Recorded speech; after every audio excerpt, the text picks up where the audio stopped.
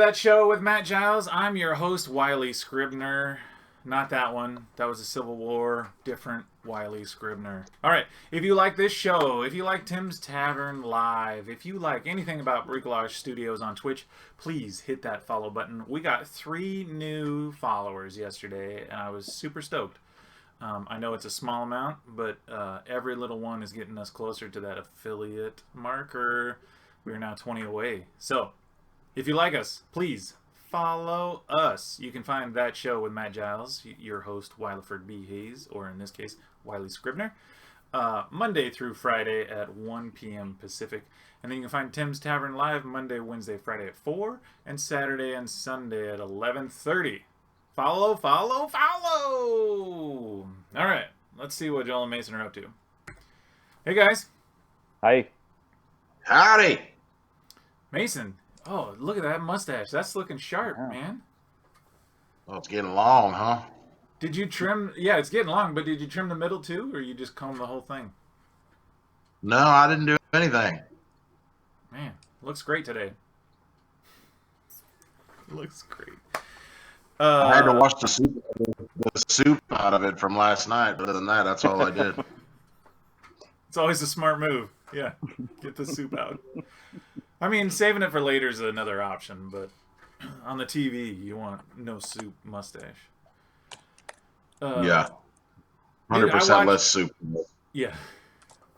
I watched the first episode of Tiger King Mm-hmm. last night. Yeah. That was fun. Yeah. Are you hooked? Is this going to be a? Oh, I'll watch all the episodes. Yeah. It's an interesting story and a nice snapshot of Americana, for sure. I haven't dove in yet. Just wait. Yeah. That's I can't wait. Yeah. Probably tonight. I don't know. Like I'm running out of things to watch. I get so bored with television, then I play video games, and then I get bored with that, and so I'm like ping ponging. Yeah. Like right now I'm seasoning a cast iron pan, so I'm like multitasking. Well, that's important too. And it's hard, right? There's HBO is opening up a bunch of their stuff for free. Like you can watch Barry and Sopranos and some other shows for free right now. You don't need to subscribe. So there's like options galore. Montreux Jazz Festival just released something like 96 concerts out of their history. Wow. Oh, which I was kind of fascinated by, because for us at Monterey, the hardest thing about, because we archived everything's been recorded since 1962, I think. But there's a lot of issues with rights. You got to pay people if you do something with it, right? You can't just. Yeah. So I mean, I imagine that they have gone through a lot of work to get a hold of people to say, hey, can we share this online? Which is pretty impressive to do, I would think. Because you can find stuff of Montreux online, but it's here and there. It's nothing consistent. Yeah, they have a show on Pluto TV. Every once in a while, I see some of their performances. Yeah. Also, Andrew Lloyd Webber's releasing his stuff starting today. Oh, really? Yeah, the first one, they release it on Friday, and you can watch it all weekend, and then next Friday they release another one. It was Joseph in the Amazing Technicolor Dreamcoat with nice. Donny Osmond. Shut up, really? Oh, I might have to watch that. I've only seen that show once, I think. I know it because everybody that we went to school with sang it a lot, along with like a bunch of others, Yeah. So I know songs. I just don't know the show. Mason, you ever played Joseph? No, but I like that. I like the songs. Yeah, it's a good one. It's funny to see Donny Osmond in it. I was watching a little bit today. Yeah, I think that was the recording that I had that was Donny Osmond. Yeah. I mean, he could sing. I don't think I've ever seen it staged. I've just listened to it.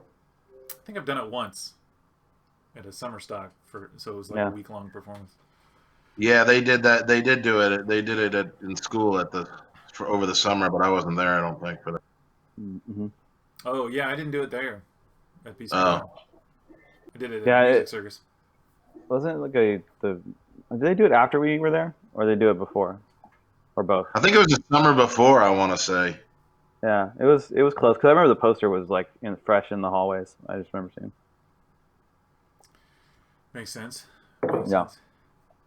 How excited are you today? We got Katie Querna here from University of Minnesota. very Oh exciting. yeah. I know that's a good conversation. We actually talked like 40 minutes before the show started and had a lot of good conversations. Um, and then next week, Brandon Ford Green. The Indomitable. I'm watching. I'm repping his T-shirt from Good Grief because Yeah. that guy's awesome. If you haven't seen it, get it, Yeah, watch it. go check out Good Now's the Grief. time. We'll ask him where to find it online. I've got my Yeah. copy. Hard Good copy. grief. Yeah. Good grief. It's I think it was on Amazon. It's on a bunch of Mm-hmm. things. Yeah. All right. Yep. Check it out. Good Grief. Brandon Ford Green. Written, directed, produced, starred in. He does it all. Yeah, he put like a lot of his like he Yeah. was working on that thing for a long time, man. Yeah. Yeah. Yeah. Yeah, it's hard getting things going. He put a Yeah. lot of work in it. That thing took like 8 or 9 years. They worked on it for a long time. And that's actually not that's not an uncommon number for films. No? From writing it on, it's like 10 years. That's a pretty normal number for a lot of films. Yeah. It's two to four just to shoot it, edit, get it marketed, get it Yeah. picked up. And nowadays you And just then, got to add 1 year for Corona. yeah, everything. No, it's May 4th. Yeah. Yeah. So here in Washington, we've been told to hunker down until May 4th now. This came out yesterday, right? Yeah, Inslee said? yeah, that's right. Yeah. Yeah. So that's 1 more month. But of you know, restrictions. even when they lift that, it's going to be slowly. It's not going to be Oh, all yeah. at once. Okay, everybody go back to work. It's going to Yeah. be, No. the live music venues and the theaters are probably going to be the last places. I hate to say that, but No, you know, that's what I think too. Like Yeah, this I mean, performance brewery spaces has, are going to be one of the last things to get to open up. yeah, Yeah. all those performance spaces where you put 800, 1,000 people, right? That's a lot of people just crammed 3 inches away from each other. Yeah. Yeah. I'm hoping for June. Yeah. I know that's optimistic, but Yeah, summer is important here. So, for people, for every service industry, every entertainment industry, summer is a big deal. So, yeah. that would Is be that what nice. happens to you, Mason? There's an uptick in the summer? Yeah, no, definitely. I mean, summer's just more fun. People drink more. Yeah. They go out and have a margarita at 3 o'clock in the afternoon and sit in the sunshine. You know, we've got that patio at Tim's, so you know, Huh. Yeah. people take a lot more leisure time in the warmer weather. That's so Yeah. yes, it is. My Short leisure answer is time yes. is usually outside, though. I don't go in as much, and then during the winter, I'm in more. So, Hmm. but yeah, that patio out back. Cool. I saw your mug of the day is bunnies again, so I won't do a mug of the day. Yeah, yeah. I couldn't. Yeah, Yeah, that's I was okay. very uninspired. Yeah. And the bunnies make me giggle. I can't It's a help it. classic. Yeah. So I got some memes. Mason, I got yours super late. I don't know when you sent it, so that one's not included. But there's others. I sent it at 12:58, That's why. Okay, I didn't process it but in that's when time. it came over the wire. I mean, I send it as I see it. So tomorrow, Monday, we've got a meme from Mason. Let's check out some memes. Meme review. Oh, what? No, that was This is yesterday. yesterday's. Oh, hold please for Wiley to do things the right way. Oh, that means This is like a metaphor for my entire life right now. It's like, didn't I do this exact same thing yesterday? You did, It's just so true. because I'm terrible at my job. Hey, how's that? Nice. Now, speaking of, yeah, Yeah. I believe that's on Netflix right now. Groundhog Day. I keep hitting the wrong buttons. I'm Yeah, doing I well got it. today. Yeah. There we go. I believe that's on Netflix right now. Netflix or Amazon. I can't remember. I was excited to see it. I like that movie. it's a good one. It's Yep. hilarious, yeah. You guys keep talking about that while I build some other queue that I forgot. What's Go, the Wiley, song? go. What's the song that plays every day on the Oh, alarm clock? You remember? I know. I know. Yeah, I know what it I is. don't. It's I Got You, Babe. Yeah, Oh, I got you, that's babe. hilarious. Yeah. That's What does the DJ say? Oh, that I don't remember. Don't get your booties, it's cold out there. Yeah, yeah. Don't forget your roll outside. Excuse me. That's awesome that you remember. Yeah, that's great. I swear I'm almost done doing this.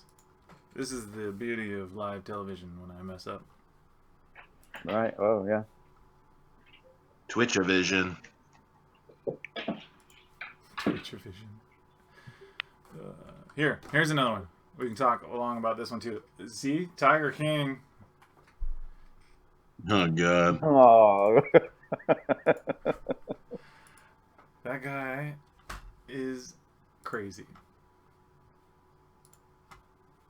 Oh, just wait. I can't wait. You only watched one.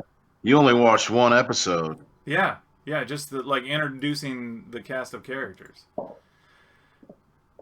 So Mason, you got through it, and without spoilers, like, do you see a difference between the sanctuary and the zoo? Because I don't at this point. Well, the answer that animal rights activists, such as my sister, would give you is that they're doing things that shouldn't be done, like breeding. They haven't gotten into it yet, but No, they talk about they're the like breeding. breeding. Oh, okay. At least Yeah, in the that's first not episode. cool. Yeah, I agree. That part isn't as cool. But there's still There's even worse stuff that they were talking about. One of the reasons why the isn't cool is because what they have to do is as soon as there's a scene in it, and I don't know if you've gotten into it yet, but they actually as soon as the cubs are born, they take them away from their mother and bottle feed them so that they are less wild, I aggressive. guess, Yeah. more domesticated, and that's just awful for both the mother and the baby and the cub. I mean, could you imagine? They don't have any. They get absolutely no, quality time together or any kind of bond or connection at all. That's just tragic. That's tragic for any conscious creature. Yeah, that's true. Those So differences that's I one see. of the Yeah, that's one of the that makes reasons. sense. And the other reason is like a lot. You'll see later on they sometimes have a hard time feeding all of. I mean, this guy has like 200 and something tigers. That's just ridiculous. It's too many. Yeah. Yeah, he said he'd need 30 cows a day or something like that. It was insane. Now, on the other hand, evidently Carol Baskins, that bitch, is very. That's what he calls her. Yeah. Yeah, he's very well. She's kind of respected, I guess. I don't know after this, but like she's kind of was respected because she was like actually rescuing tigers, and there's no evidence that she ever breeded any tigers. I don't think. Yeah. So she was actually rescuing like old circus tigers and stuff, and Yeah, so they could just live their life right. unencumbered. Right. Yeah. Yeah, But then and she she still runs her charges operation. admission, which I don't like. I mean, but let's just No. call a spade a spade. I mean, all of these people are batshit crazy. Well, that's why somebody compared them to Game of Thrones characters, which I haven't met all these characters yet, but I think that's the idea. Yeah. Yeah. All right, last meme. Sorry, this went so long. I fixed everything else, I hope. It's not really Yeah, a meme. It's just what I found on Reddit. I saw that one a couple weeks ago. Oh, nice.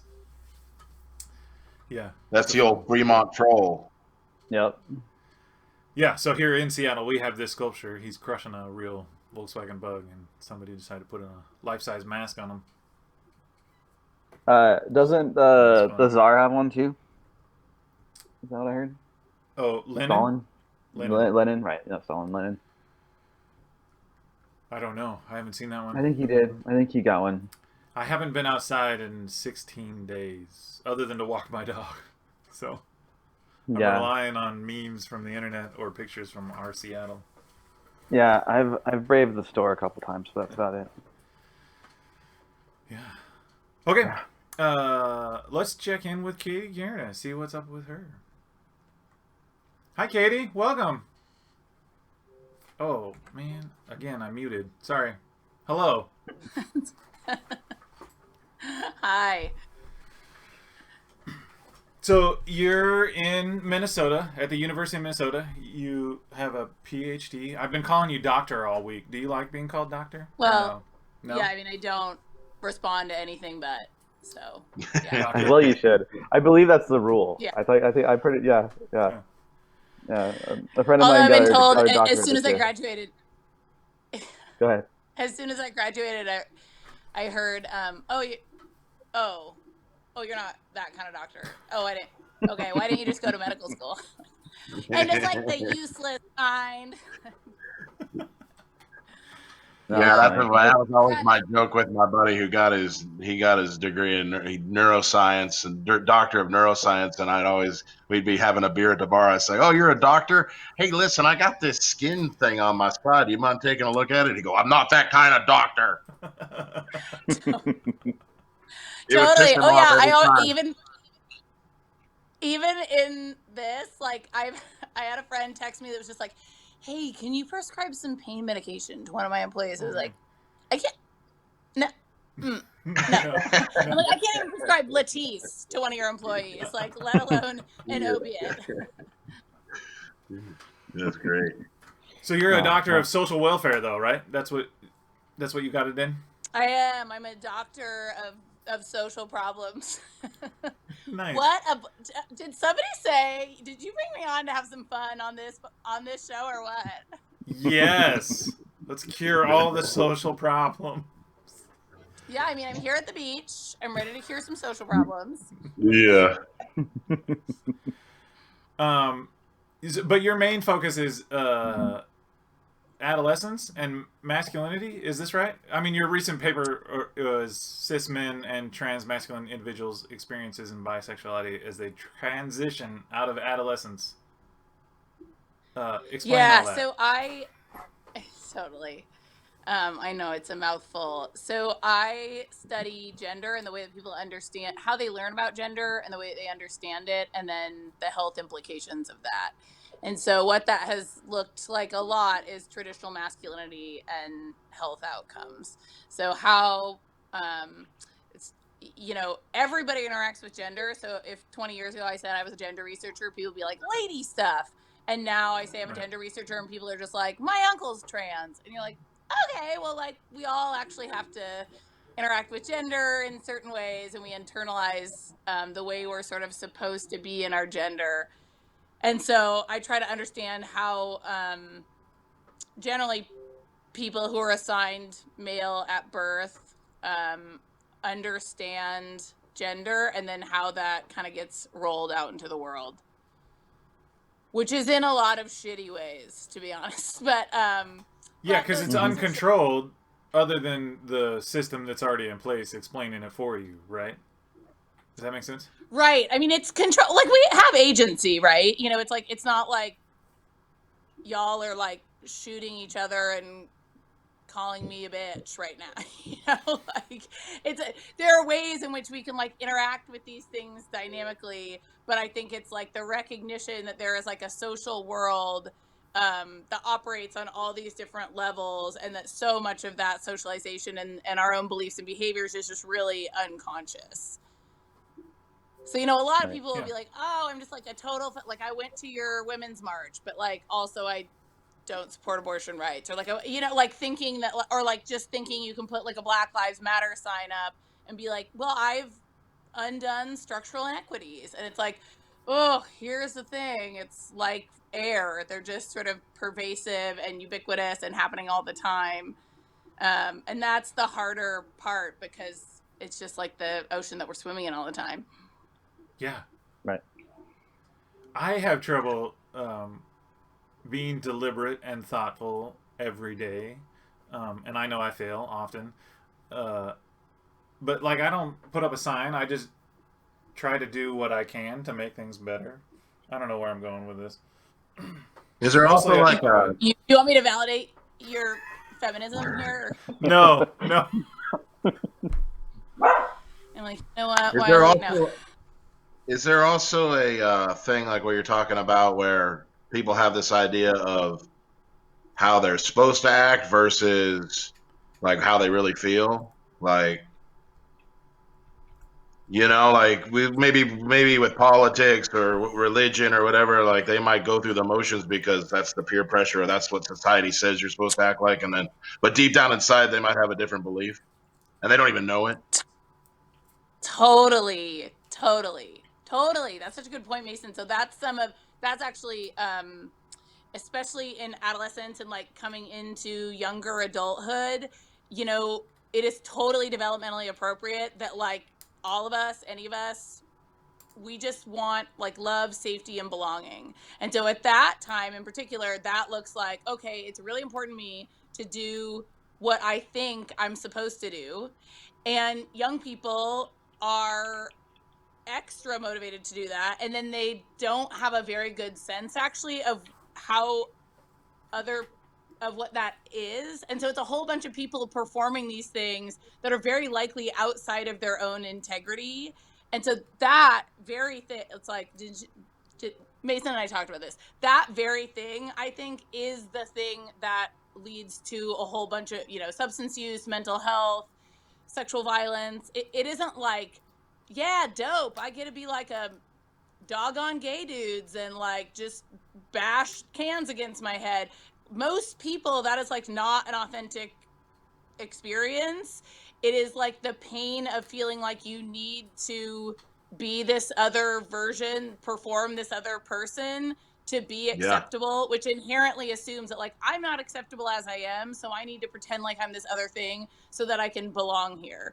And I think that kind of dissonance between like my own integrity and how I genuinely feel and how I'm asked to be in the world. I think especially for boys and men, the behaviors that we ask them to take on are like totally antithetical to their own humanity, right? Like to not be, connected to their own emotional experience, to not be relational, like not have intimate connected friendships, because we just construct those things as feminized, and then we're like, don't do any of those things. And so the only way that For you're fear of able, appearing weak. like you have That's what it to comes down to. socialize people in that way, or to like dehumanize other people, right? So men aren't inherently just like, I guess I just get to dominate all these ladies. It's like you have to cut people off from their own humanity so that they're able to kill people in war and perform this dominance over anyone that displays any sort of femininity, which is, women obviously, and kids and men who they see as less masculine. So that's where I think a lot of the health disparities come for men, is like, this is not who I want to be. Wow, that's fascinating. Thanks. It's mostly just like maddening all the time. That's fair. It's not. Yeah. It's not light. It's not lighthearted, is it? I told you, we'll just get this party started, right? Well, I think the good news is that like every generation, it seems that like as the generations keep coming through high school and that it seems like, I don't know, my experience with kids that age have been that they're much more open to trying to figure out who they are and what they are and and more connected to emotions. And I don't know, some people will tell you that's because of, they're raised by single mothers or whatever, but, like I was, but I was taught all of that stuff by my mother.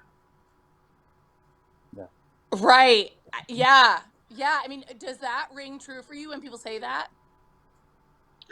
I just see kids like, and then younger generations. I just feel like they're much more, because I mean I've had some friends with kids who are in high school, and the things that they say, it's like, wow, that would never have flied at my high school. Like you would have just been completely ostracized for that. And at their high school, it's like it's accepted. It's like, oh, that's okay, that's my friend. He's bisexual, or that or whatever. It's not a big deal. Yeah. It seems that way. It seems like they're more open. Totally. I think, well, I think it's also become a lot cooler to be open about those things, right? And so if trend. that's a much better social norm than it not being cool to be open and comfortable. And I think even just the idea, like so generationally, I mean, I just turned 40, and like even just the idea that like you could identify in your gender and express yourself in a way that was different than how you were assigned at birth, like I just we didn't even have the language for that, or Right. No. like an idea that could be possible. I mean, particularly cisgender people, because we didn't have to confront those kinds of things. And so now younger people are like growing up with like a vocabulary and just kind of a much more expansive conception of what gender can look like and how you can exist in your gender in the world. And And we also even have the acceptance. internet. Yeah, and also acceptance. I mean, we've been watching, a lot of old TV shows and movies and stuff, and anytime Yeah, they're making jokes about trans people that would not go over very well at all nowadays. I mean, they're like they're just mean. It's not even funny. But back in the day, they might have, right, people thought that was funny. Right. And right, by back in the day, right. I'm talking about like 5-10 years ago. I mean, Yeah. 15 years ago, Totally, not very long. Right. So we've totally. seen sign of this arc of like improvement in certain aspects, right? So we are, as a culture, more accepting of different identities and different sexual preferences. But are there other parts of this that aren't being worked on or addressed that you find in your work? Does that make sense? Oh, yeah, that's an interesting question. Why, like, are there particular like spaces in which this is still really entrenched, or yeah, I mean, I think it's interesting. I like anything. It's hard for me, especially like as a social worker, but also just kind of the way my brain works is like it's hard to see anything outside of the context of white supremacy and capitalism, and so I mean, I wonder if we'd be having the same conversation if y'all weren't in Seattle and I wasn't in Minneapolis, and just totally over educated. And like I think these are really also class based conversations, because I think probably in liberal Seattle with a lot of really educated people, uh and people who have the time and energy to invest in like questioning their own assumptions and biases about young people and about sexuality and about gender and looking at their own shit, like if it would feel as accepting in a different place. I also think that there's a dangerous place in the I think that there is a level of sort of wokeness that can be really performative, and Mm-hmm. not because people don't have good intentions. I think that it is deeply and profoundly painful to actually look at the ways in which we are all constantly complicit and harming one another through these larger systems. And so because we don't want to look at that, because we want to think, well, I'm a really good person, so of course I'm not doing that. Like we want to be like, well, cops are the racist ones, or like I went to your lady march in January, so like I feel like I'm covered. That's actually Like you just paid a your way dues. that we absolve ourselves of responsibility of actually making interpersonal and structural changes. I Yeah. mean, I think probably a lot of people at their home alone or in their household right now, some just really basic assumptions about gender and who's going to do the care work and who's going to be helping teach the homeschooling lessons, cooking the food, those kinds of things might be getting brought to the fore in a way that was were less conscious in the past. I don't think it's really answering your question, Wiley. I That's feel like okay. I'm just like, it is, young people are like doing it better, but these systems are so entrenched, Yeah. and it's really painful because they're so connected to our own sense of who we are, and we want to say, well, I'm a really good person, thus I couldn't be perpetrating these things. And it's like really hard to just sit with the paradox and multitude of like, I am a really good person and I benefit from white supremacy. Like I am a Right. really good person and I'm still gonna hire that dude over that lady because it makes me uncomfortable to have women in my meetings or whatever. That gets me to what I was trying to say earlier, I think, is like I try, right? But I don't know when I'm doing it well or when I'm doing it poorly. I just have to continually reassess, I guess, right? And that's sort of everybody. Like, figure out where you're at, acknowledge that these things exist, and try to move on in the best path, right? It's called mindfulness, Wiley. You constantly have to monitor your thoughts in your mind. That's what being a responsible human being is. Yeah, yeah. Yeah, That's I mean, that's an Agreed. interesting way to think about that, Mason. Is like this. That's what being, like just a part of civil society is. And I think there are a lot of people who, dare I say, like look like you and think that they should also be able to say whatever they want and do whatever they want and not have to think about the consequences of those things. Not because they're bad people, but because they've, you know, live and grown and like exist in a world in which that has enabled that. And so I think, Wiley, part of what you're saying is like we think of these things as like I'm just going to be like really attentive and I'm going to hope that people can just really directly tell me like, hey, that didn't really land right, let's think about a new way to say that. And all of those things are just so loving. Like that is coming from a place of like, wow, I really don't want to harm people. But it also assumes that like we have that these things are conscious and that if we just like say the right thing and there's a right thing to say, and if we say the right thing, then it will be better. And so it's also being asked to engage with the discomfort of like, I'm gonna say stuff, I'm gonna fuck stuff up, and I still have to believe that like I fundamentally am good enough and I am loved and I belong here, because that comes from this place of like, oh God, I better say the right thing or else I'm gonna get like kicked out of the club here. And it's like, you're gonna fuck up because language is dynamic and I fuck up all the time. And just because you like say the right woke words doesn't mean that you've explicated like all of the foundation that holds those words up. But it's so hard, especially for like white dudes in our generation. I'm like, good fucking luck. You were socialized in a world that was like, P.S. You already earned it. You don't have to do anything. We're just gonna give it all to you. And then like 2017 hit, and people are like, whoa, sexism exists. Oh my God. And so it's like, I have compassion for that because it is hard. Like people were not well prepared for this, right? Like none of us we are weren't well groomed prepared. or taught to be ready for it, but we're still in a position of privilege to be able to want to do it or not to do it, right? Like right. I could ignore all of this, go about my life, and still have all this privilege that I walk around with. It's just a choice that people have to make to learn about it and be better, I think. Right. Yeah, so don't feel too bad for us, is what I'm saying. It's hard. I'm not gonna lose sleep. Thanks. It's hard not to be ignorant when you don't know anything. Right. And I think what also you weren't prepared for is just the discomfort that inevitably comes from like looking at your own shit, because that also implies that you need to change. And again, like we all need safety, belonging, and to feel loved.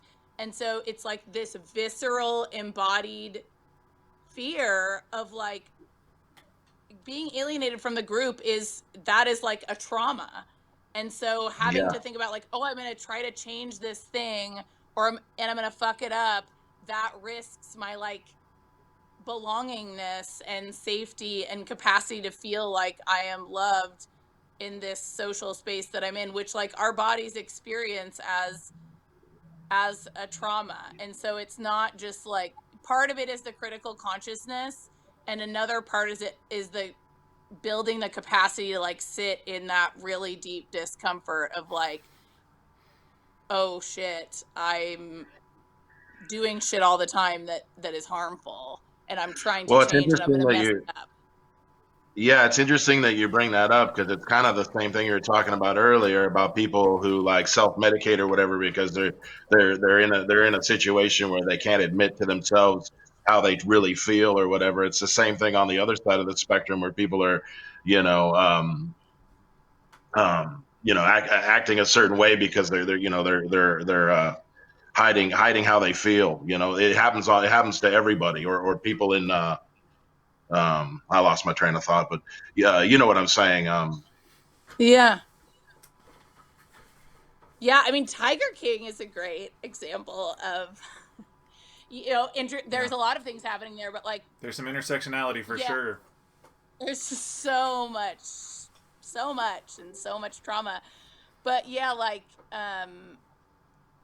just nobody like starts doing drugs because like their life is just like awesome in so many ways, and they're like, I can't wait to like really damage my relationships and have less money in my bank account and possibly incur criminal charges, like, so, but there's something that like that serves, like that's adaptive and somehow that's like meeting some kind of need. Totally, like Yeah, we do things all the time, just like lots of us are like binge eating right now, or like just we do shit that isn't necessarily good for us, but it's just like trying to preserve our sense of self or helping us feel calmer, or and like the performing belongingness is one of those ways. And when we can't, like, if I'm, an explicit example of like, if I feel like I'm gay and I feel like I can't come out as being gay, like that is so deeply painful to feel like this fundamental part of who I am is like a totally it's not unacceptable. acceptable. Yeah. Right, right. I got my train of And thought so back, and that's what I was going to also, say. And on the other side of the spectrum is like people who are refused to like do the work on themselves to get in touch with things and to heal properly, so that they can break out of that whatever it is. And the funny thing is a lot of times these people collide where. The guy who's the senator, who's the most anti-gay guy in the world, gets caught in the airport. He's hiding from himself for however many years. There's story after story of those guys. Like it's usually the most homophobic people that are dealing with the totally. most trauma and pain. Yeah, Right. Totally. Right. And again, like you are only able to be that shitty if you are a person who is in like deep and profound pain, that you have separated yourself so much from yourself and from other people to be able to like continually dehumanize people like that. And that performative, like if you're just performing that shit all the time, you're not even giving people an opportunity to accept who you are, right? Like yeah, Right. you're like already assuming that you're going to be rejected, and so that doesn't even I remember an old mentor said to me, and this is like, I'm not this self-actualized, they said, because I'm trying to do this work that isn't like dudes are the worst and like just get rid of them and everything can be better, I'm like, what are we asking men to take on, and how does that then manifest through the life course? And but like there's just like so many opportunities to just be like, wow, again, some man who's just being trash. And a mentor said to me, like, I know, but our work is to figure out like who slammed Donald Trump's face in the snow, like right. only somebody who is like that wounded would be this like burning trash pile that's running our country.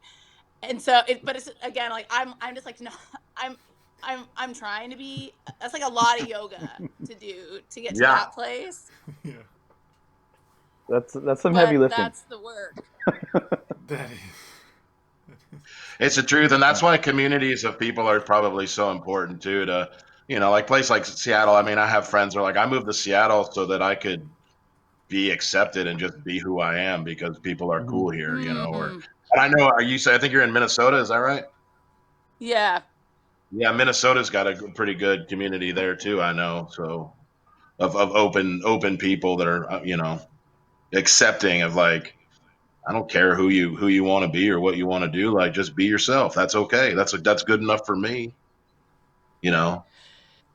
Right, right. Yeah, and I do think, like being a white person, I also think if it's there's like, it would be interesting if there was like a trans person or a gender nonconforming person on this call, on this show, because I think there are people like Wiley, you asked before too, like what are the spaces in which work isn't being done, and I think that's also kind of the harder nuanced work, is being a part of, you know, like really liberal communities, or like, you know, gay straight alliances or things like that, where people, and in fact, like with my bisexuality research, people feeling and like really hoping that this is going to be a community of like, they move from Enumclaw to Seattle and they're really excited about having other queer and trans people around, and then they feel alienated from their student group because it's a bunch of like attractive white cisgender gay men or something. So I think there's still, and again, because we all exist in this world that perpetuates inequities really unconsciously all the time, we all are internalizing these things and playing them out into the world. And so you can have this proximity, like white cis, you know, well-educated, upper middle class gay guy, you know, that's probably a really different experience than a black trans sex worker who hasn't had the opportunity to go to college, or, you know, those kinds of things. So I think like the political climate, absolutely, like the fact that I'm not constantly swimming upstream to politically work on the like sort of broader issue of acceptance. But I'll tell you, we've been working for a year and a half to get the forms changed on the city of Minneapolis's application materials. So just to reflect more than binary gender status. Wow. Yeah. That's definitely upstream. And that's, I mean, relatively small compared to the nation, right? Like changing the whole nation's view or process. Yeah, totally. But It'd be also, even it's like harder.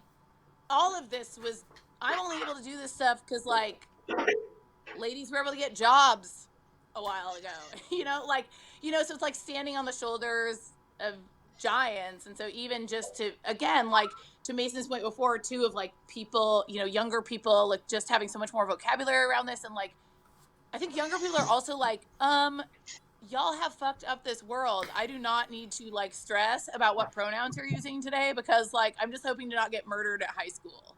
Like, Yeah. so I think that they're kind of recognizing the fallibility of adults, and that is, you know, those attitudes are changing, and that, so it's just like over time, hopefully things will become more equitable. Like, you know, I'm under no assumptions that I'm like the patriarchy is going to fall in my lifetime. It's just like people doing a better job over and over. Yeah. And like people like moving to a place like Seattle where maybe you do feel a level of comfort such that you're then able to do work on yourself, you know, because maybe you weren't able to do work on yourself when you were just like worried about getting beat up because people knew that you were gay or something. Yeah. Yeah. You don't have to go very far from Seattle to see the older dynamic. I mean, we were in Issaquah, and it's Lucy's experience was far from what we were talking about as a Seattle experience. You know, we're still pretty white and rednecky out here, and just the 2016 election alone brought it pretty clear, pretty fast of what the dynamic in the high schools are. There's a lot of red hats running around, a lot of like stuff being allowed in the hallways, just some very dominant behavior flying through, and you know, she was definitely uncomfortable. Which then, you know, she sprinted towards Running Start, which is the program to you can do your junior and senior year of high school in college. So she got out of that program, out of that dynamic, and is like thriving as a young adult, like because she has more control. Yeah, and so Do you think she would have done that, Joel, had she not have had that experience after the totally. 2016 election? Yeah, for sure. It just was a little bit more dramatic, Okay. right? Like it was like, yeah, it was just a little more in her face. You know, I mean, because we didn't, you know, we didn't set her up for that experience very well. I don't think. You know, we put both our kids in progressive private schools in Oakland, which are as about as the opposite of this world as you can get. I mean, there was, you know, everything from multiracial, multi-gender families and trans kids and everything in her early upbringing in all of her classrooms, both of their kids. And so, that experience, then you come here where it's just very what we grew up with. It was the reverse culture clash, and so, she had a direction where she could go. And Mackenzie's already planning on doing Running Start, and she's not even in high school yet. So, Wow. but she's also way more into school. So it's not necessarily the same. Like she's not dreading the school experience, where Lucy just fucking hated high school. Yeah. Just hated I it. wasn't a fan Yeah, of high school. And high school's hard. It just is. It's Like, hard it's just such a hard in time general, in life, right? and like, yeah, and Yeah. like many of those red hat people, like, who knows what they're gonna be like in 2 years? Like they're just Yeah. trying stuff out too. Well, it's what and we're I think talking about. Like we're taught this, like they're just totally miming whatever, that they've been shown. And so right, or being hopefully, provocative against it because they know yeah, that it's upsetting to people, or yeah. True. But I have to say that the experience, like compare my experience compared to hers is, say mine was probably a 95 to 5% experience in the Bay Area, where 5% are these people trying to figure out who they are and find acceptance and stuff, whereas the rest of it is just the old guard, nice people, no, it's like surfers and rockers and stoners and the classics, living in a coastside community. And you had your little inter-click battles, but it was very like small town stuff. Whereas this is like a lot more of like 50-50. Like there's like a whole and the mechanism built into the school is there. The school is preaching the correct language, all new language. It's all new, all very new language, and they're banging that drum loudly. So there's a place for it, safe place to be. But the other drum is still really loud. The negative drum, what I would call the negative drum, is really loud. yeah, Still, and I was a little surprised. Honestly, it caught me more by right, surprise. Right. So yeah. Well, and you started by saying too, like, oh, we didn't really prepare her for this, and in the I reverse would way, right? also Like like it was like right, we but were I would preparing her offer for that, everything like, else. yeah, but what is actually really beautiful is this world was constructed, right? Right. Which means that with work, we can choose to like deconstruct it and build a kinder, more equitable place. And Sure. you prepared her for seeing that kind of aspirational possible future of like, Hopefully. oh, there's a world that does exist that could look like this. Right. And so it isn't like inevitable that people are just mean to each other or just insecure or like, there's financial disparities, and like she's seen this other way of being in the world, this kind of future formed, like, so that idea, like, that's part of it, isn't just like getting rid of the bad stuff. It's like actively recognizing yourself as an individual as like agentic. And if enough people say, like, actually, we're going to build a world that is kinder rather than just being reactive to these, like, crummy, larger forces, it feels more, like, possible or less, like, nihilistic to be like, well, I guess the world's just racist, so, oh, well, I hope that things. I hope that this whole experience that we're all going through with the isolation and the pandemic, I kind of hope that leads to a little bit of an awakening where a lot of things like, oh, all that shit that I fought so hard against, or that really didn't matter. Right. A lot of it. Right. Maybe I should just leave my neighbor alone, and let him be who he wants to be. A little reality Totally. check. Yeah. Yeah. It'll be so interesting. I am really curious to see how this connects people as well, because I feel like it does and is, and but I don't know. A lot of the meanness I feel like is a reaction, not even to like I'm homophobic. It's like I have financial insecurity and I want to hold on to authoritarianism, and so I guess what goes along with that is calling people fags or something. You know what I mean? Like I don't even like what you were saying before, Mason. Like I don't even think like lots of people are like, if you're mean to your neighbor, like probably lots of people are just like, oh yeah, I actually don't care that he's gay. I just like do it so I can feel some control, or like so I Sure. can I don't know, but Yeah. I'm just like sounding I'm like such downer, but but I think that it is connecting people in really interesting ways, and I think because your neighbors in particular are kind of the only people that you see in your day. Normally it's like coworkers where you're like, I probably wouldn't like choose to hang out with you, but like we could go to Quiznos together. Like it's like your neighbors are like, they just happen to be next to you and they happen to be like your primary source of social support right now. And I think there is a lot of goodness that comes from this kind of interdependence that we're sort of forced into. Yeah. Does Quiznos still exist? I don't know, but that shit was so good and they toasted their subs. They got a pepper bar. Yeah.